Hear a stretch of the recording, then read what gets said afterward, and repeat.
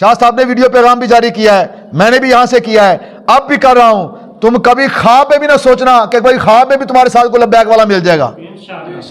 جتنے بے غیرتوں نے اسمبلی کے اندر بیٹھ کر ختم نبوت کے بل کے اوپر سائن کیے، جتنے بے غیرت بھی ہیں، صرف نون لیگ یا پی ٹی آئی نہیں ہے، جتنی بے غیرت جماعتیں بھی ہیں ساری سن لیں، ان میں سے کوئی سوچے بھی نہ کوئی لبیک والا خواب میں بھی ان کے ساتھ ہاتھ ملائے گا.